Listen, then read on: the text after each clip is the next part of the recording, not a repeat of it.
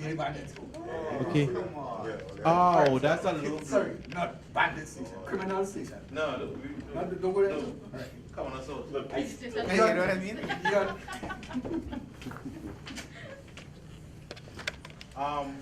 Sir, could you check your microphone?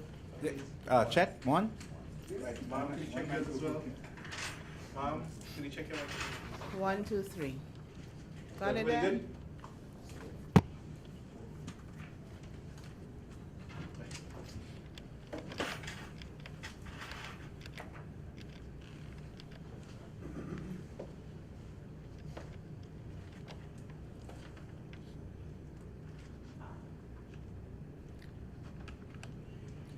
Good morning, ladies and gentlemen, and welcome to the daily TTPS Daily Press Briefing. I am ASP Joanna Archie, and I will read for you some offenses committed within certain divisions.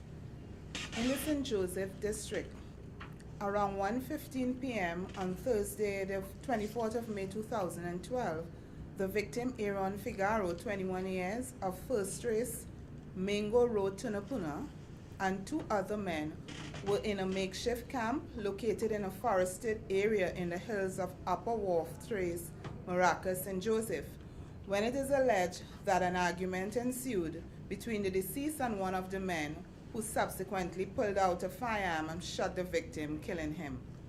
Police officers of the St. Joseph Police Station, acting on information received, visited the scene where the body was seen.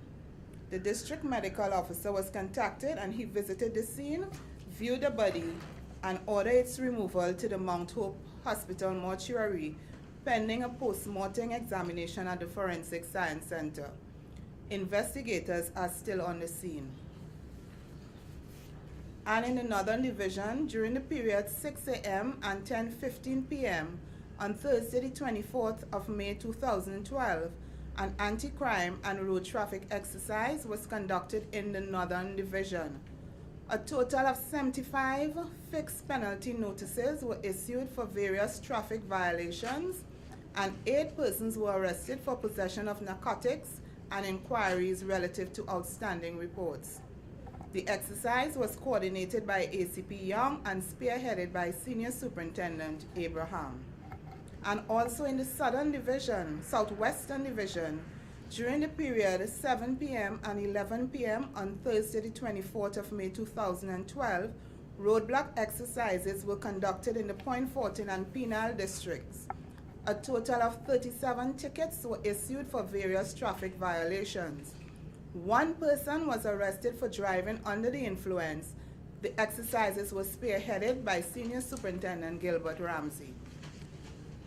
And at 7:50 a.m. on Thursday, the 24th of May 2012, officers of the Organized Crime, Narcotics, and Firearm Bureau were on duty at the police checkpoint at the Piarco International Airport, together with customs officials, when they had cause to search a 29-year-old female American national in transit from Georgetown, Guyana to New York on Caribbean Airlines BW524. A plastic packet containing 101.4 grams of cocaine was found on her person. The drug has an estimated street value of $14,000. The woman was arrested and formally charged for the offense and will appear before an Arima magistrate today. And in the Port of Spain Division, at 6 a.m. on Thursday, the 24th of May 2012, an employee at Media 21, located on the 4th floor of the Hyatt Regency Hotel, arrived for work and on entering his workplace, discovered the office broken into and 2 black 55-inch Toshiba television sets, together valued $20,000, 2 black 40-inch television screens, together valued $10,000, 1 HP personal computer valued $5,000, and 1 plasma monitor floor stand valued $600 were missing. A report was made at the Port of Spain CID, and acting on information received, officers executed a search warrant at the home of a 31-year-old man and a 29-year-old man, both of Diego Martin, where all the items were recovered. The men are presently assisting police officers on inquiries. And in the Southern Division, around 3:45 a.m. today, officers of the San Fernando Police Station were on mobile patrol along Pointe-a-Pierre Road, San Fernando, when they were alerted by a noise coming from the Pizza Boys food outlet. On check-in, they found a 26-year-old laborer of Duncan Village, San Fernando, inside the premises. The man was found in possession of bags containing hairdressing items, clothing, cash, and costume jewelry. He was also found in possession of housebreaking implements. Further checks were made, and it was discovered that other businesses in the vicinity were also broken into, and these reports are now engaging the attention of the police. The man is also assisting police with respect to those reports. And keen powers of observation by officers of the San Fernando Police Station resulted in the arrest of an 18-year-old man for robbery and larceny. The facts are, around 9:10 p.m. on Tuesday, the 22nd of May 2012, the victim, a 32-year-old female of Cooper Street, San Fernando, was walking along Coffee Street, San Fernando in the vicinity of Bamboo Palace when she was approached by a young man who snatched her iPhone valued $5,000 and ran away. Sergeant Manwaring, Corporal Ramkisoon, and PC Emmerich of the San Fernando Police Station, who were on patrol, observed the offense being committed, gave chase after the man and held him a short distance away, recovering the said iPad. The man was taken to the San Fernando Police Station when shortly after a report of robbery was made by a 42-year-old man of Maxwell Street, San Fernando, who reported that around 8:50 p.m. the said night, he was walking along Coffee Street, San Fernando when he was approached by a man who twisted his arm, taking away his cell phone valued $800. The man was placed on identification parade on yesterday's date for this report, where he was positively identified. He was formally charged for both offenses and will appear before San Fernando magistrate today. And ladies and gentlemen, I have with me Mr. Brent Batson, the Vice Chairman of the National Road Safety Council and also consultant with the Trinidad and Tobago Police Service Strategic Road Safety Project. I will now hand over to Mr. Batson. Thank you. All right, thank you, Sochi. I just wanted to use this opportunity to tell Trinidad and Tobago we had a very productive meeting with DCP Watsky, ACP Mobile, Archibald, and Senior Superintendent Balde of the Traffic Branch and Highway Patrol units, with the goal of pushing forward with a very serious zero tolerance approach to dangerous driving in Trinidad and Tobago.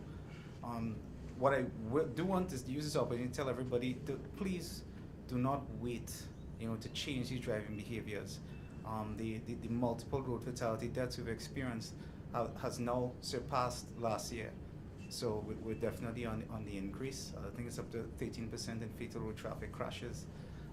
And I am appealing on behalf of the council that besides complying with the officer's instructions, that the ticket is the other side of the problem. We want to focus on the prevention. Another problem that we've been seeing is that it's going into rainy season and nobody's changing their driving behaviors. Everybody's still clocking 120 kilometers on wet roads, and it puts the risk profile now in Trinidad and Tobago even higher. Because if people are driving like that in dry season, you can't continue this behavior going into the wet season. We're appealing to everybody. You're not too sure what 1.6 millimeters of tire depth is, go to a tire shop, just double check, ask them, can you tell me if my tire depth, my tread depth is good enough for the roads, and verify, just ask a couple questions. We'd also wish to appeal to motorists because this is going to be intensive, double check your insurance certificates. Right, we've been on site with some of the officers, and you open some people's glove compartments and they have insurance certificates for the past 10 years. And then of course they're trying to fumble, and it just takes longer for everybody to move through the traffic stop. So please take the opportunity, double check, pull out your most recent valid certificate and keep it somewhere close, because it's going to be pretty active coming up for the next few weekends and beyond. I also want to ask the officers out there that are enforcing to just remember, keep it simple. You have an instrumental part to try and change behaviors over a short term, but people are not, education is going to come, and we promise you that that's something we're working on. But in the meantime, we ask people to comply. And to the officers out there, just focus on the 5 Ds for your surveillance activities in road safety. And those 5 Ds are dangerous driving, and by that, of course, we're talking about speeding and all those other issues. Focus on drunk driving for capturing DUI. We ask you to focus on discourteous driving. Those are the drivers that cut in continuously in other people's spaces without caring for anybody else. Distracted driving, cell phone use. People still question whether or not it's really illegal, the way people continuously break the law and use cell phones. And the last one we beg for you all to focus on when you're enforcing out there, and unfortunately the most common one in Trinidad and Tobago, dotish driving. And that's just plain, mindless, stupid driving that occurs at times.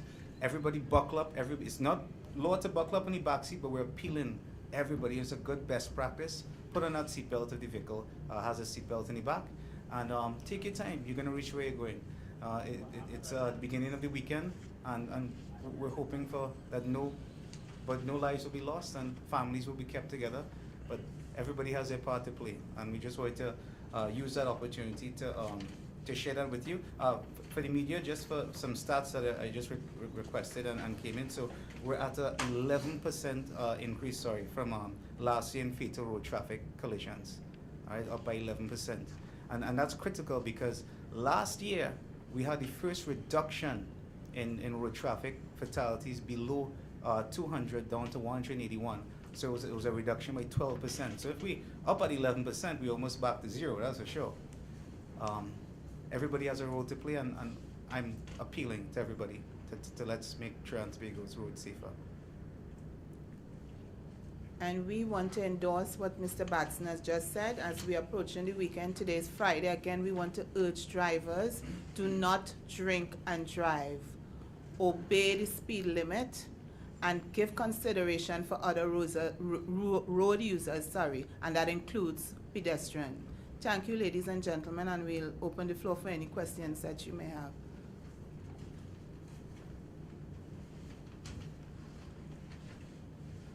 What are the, sorry, Mike?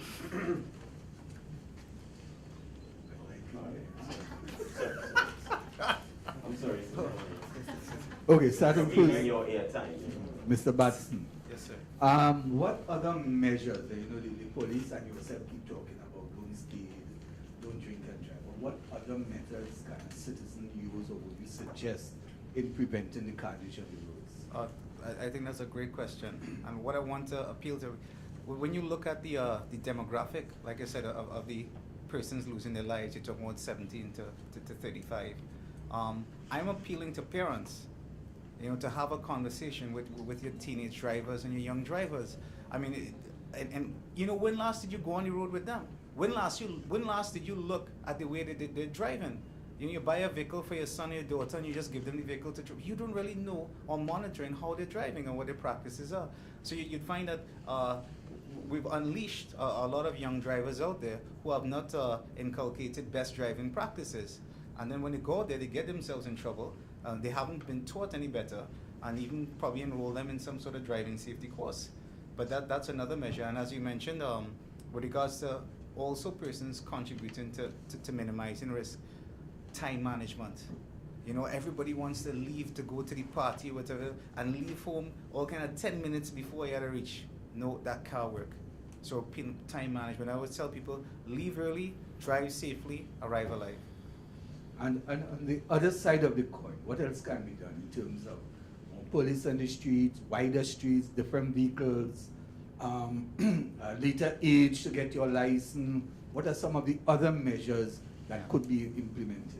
And I will tell you this, that you all will still be part of the rollout, which will be exposed to the country, where you see the national plan.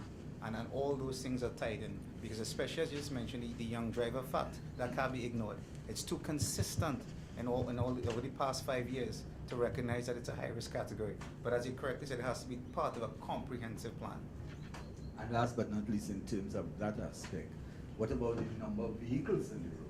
Well, again, as the Transport Commissioner noted, we're going in excess of 700,000 vehicles, and that's of course puts the entire enforcement capabilities under strain to police that amount of vehicles. Now, of course, it's not 700,000 vehicles actually on the road.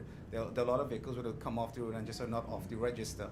But what is important is the fact that we're having a lot more vehicles. It's a lot more people in smaller spaces of road. And you know, it ties into things like road rage and these issues. Coming up the highway this morning, you know, I'm overtaking and there's this truck that's right in my bumper and flashing like I'm still overtaking, but you're flashing lights for me to move out. So what, I don't have any right to the road too? I got no ticket book. But this is standard operating procedures, unfortunately, with even truck drivers. We have to change all that. And it's not overnight change, unfortunately, but we can start heavy and hard with some good education and enforcement. And so that the police in terms of they need to uplift what you develop their response, their radars capability, computers capability, and everything else that's needed, and use of cameras and whatnot. All that's coming in the rollout. You'll see the plan, and more important, you'll see where we are right now, and I estimate how long we'll take to get where we want to be. But there are a lot of institutional issues and technology issues that still have to be worked out. Even privacy issues with regards to use of the cameras and photographing your license plate and verifying your addresses in the vehicle records and licensing. So it's a lot still to be done, but it is pushing ahead at last. And do you estimate that will happen within the next 3 years, or we have to wait until the next election to see something? Right, I'm going to stick to road safety. I could say I'm hoping that it happens very soon. Okay. Ms. Archie, to you, first of all, good day again. Good day. We had some media personnel that appeared before the court 9